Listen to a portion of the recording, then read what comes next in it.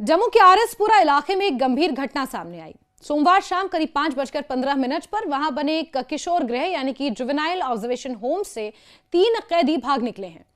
भागने से पहले उन्होंने ड्यूटी पर तैनात 2 पुलिसकर्मियों पर हमला किया और उन्हें जख्मी कर दिया। इस घटना के बाद पूरे इलाके में हड़कंप मचा हुआ है और पुलिस ने बड़े स्तर पर तलाशी अभियान शुरू किया है। पुलिस अधिकारियों के मुताबिक भागने वालों में एक स्थानीय गैंगस्टर करणजीत सिंह उर्फ गुग्गा शामिल है, जो आरएसपुरा के डाबलेहार गांव का रहने वाला है। उसके साथ 2 पाकिस्तानी नागरिक मोहम्मद सनाउल्लाह और एहसान अनवर भी फरार हुए हैं। बताया जा रहा है कि इन तीनों ने पहले पुलिसकर्मियों पर हमला किया और फिर मौके से भाग निकले। हमले में स्पेशल पुलिस ऑफिसर विनय और हेड कांस्टेबल प्रवीण जख्मी हुए हैं। दोनों को तुरंत अस्पताल में भर्ती किया गया, जहां उनकी हालत फिलहाल स्थिर बताई जा रही है। पुलिस ने इस पूरे मामले में जांच शुरू कर दी है और ये पता लगाने की कोशिश की जा रही है कि इतनी सख्त सुरक्षा के बीच ये लोग कैसे भागने में सफल हुए। घटना के बाद सोशल मीडिया पर एक वीडियो भी वायरल हुआ और इस वीडियो में कथित तौर पर गैंगस्टर करणजीत सिंह अंदर फायरिंग करता हुआ दिखाई दे रहा है।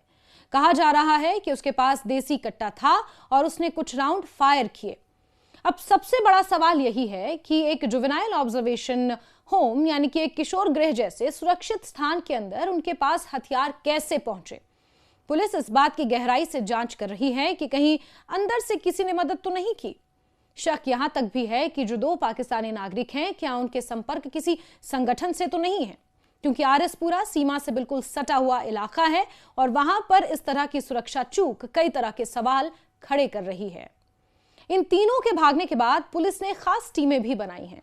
अलग अलग जगहों पर छापेमारी की जा रही है, क्योंकि आरएसपुरा इलाका अंतर्राष्ट्रीय सीमा यानी इंटरनेशनल बॉर्डर के बेहद करीब है। इसलिए आशंका जताई जा रही है कि ये लोग सीमा पार करने की कोशिश कर सकते हैं। पुलिस का कहना है कि उन्हें जल्द ही पकड़ लिया जाएगा।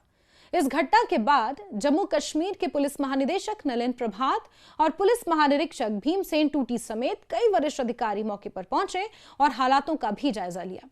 उन्होंने सुरक्षा व्यवस्था की समीक्षा की और अधिकारियों को सख्त कार्रवाई के निर्देश दिए। इस मामले पर पूर्व पुलिस महानिदेशक एसपी वैद ने भी सवाल उठाए हैं। उन्होंने सोशल मीडिया पर एक पोस्ट कर लिखा है कि तीनों कैदी भागे हैं, वो अब नाबालिग नहीं रहे थे। यानी कि जिस वक्त जिन अपराधों के तहत उन्हें जुवेनाइल ऑब्जर्वेशन होम में रखा गया था उस वक्त वो नाबालिग थे, लेकिन जिस वक्त वो भागे वो तीनों कैदी नाबालिग नहीं रहे थे। उनका कहना है कि ऐसे लोगों को किशोर गृह में नहीं रखा जाना चाहिए था। नियमों के मुताबिक जब कोई आरोपी बालिग हो जाता है तो उसे किशोर गृह से दूसरी जेल या उचित जगह पर शिफ्ट करना जरूरी है। उन्होंने ये भी कहा कि किशोर गृह का संचालन जुवेनाइल जस्टिस बोर्ड की देखरेख में होता है और वहां पुलिस को अंदर जाने के लिए अनुमति लेनी पड़ती है। उन्होंने इस बात पर भी चिंता जाहिर की कि एक कैदी के पास देसी हथियार कैसे पहुंच गया। उनके मुताबिक ये एक गंभीर सुरक्षा चूक है। अब ये समझना जरूरी है कि किशोर गृह होता क्या है, यानी कि जुवेनाइल ऑब्जर्वेशन होम क्या होता है। किशोर गृह उन बच्चों या किशोरों के लिए बनाया जाता है, यानी कि जिनकी उम्र 18 साल से कम होती है उनके लिए बनाया जाता है, जो कानून से टकराव में आ जाते हैं, यानी जिन पर कोई अपराध का आरोप होता है।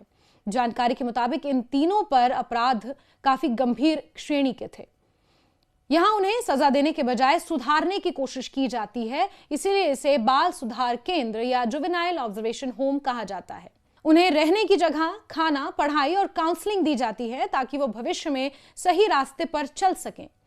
यह व्यवस्था juvenile justice care and protection of children act 2015 के तहत बनाई गई है। जम्मू के आरएसपुरा में यह ऑब्जर्वेशन होम साल 1988 में शुरू हुआ था। इसे सोशल वेलफेयर डिपार्टमेंट चलाता है।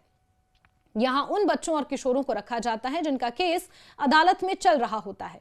उनका उद्देश्य यह होता है कि जांच पूरी होने तक उन्हें सुरक्षित माहौल में रखा जाए और उन्हें सुधरने का मौका मिले।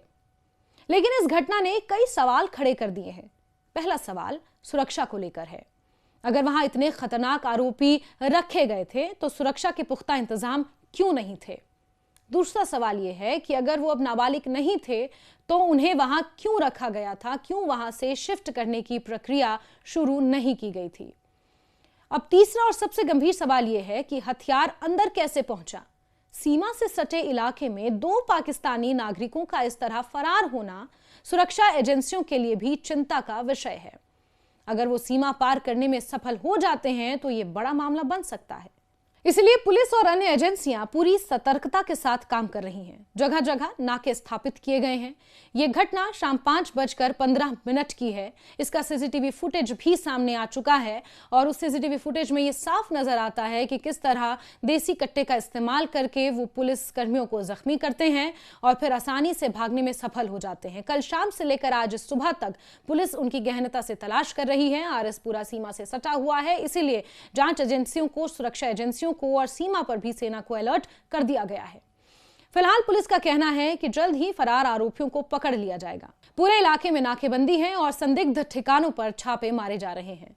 लोगों से भी अपील की गई है कि अगर उन्हें इन आरोपियों के बारे में कोई जानकारी मिले तो तुरंत पुलिस को सूचित करें। ये घटना सिर्फ एक जेल ब्रेक की खबर नहीं है, बल्कि ये हमारी सुधार गृह व्यवस्था और सुरक्षा तंत्र पर भी सवाल खड़े कर रही है। अगर किशोर गृह जैसे स्थान पर भी हथियार पहुंच सकते हैं और आरोपी भागने में सफल हो सकते हैं, तो यह व्यवस्था की बड़ी कमजोरी को दिखाता है।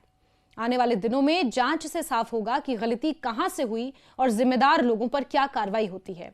फिलहाल पूरा प्रशासन इन तीनों को पकड़ने और मामले की सच्चाई सामने लाने में जुटा हुआ है।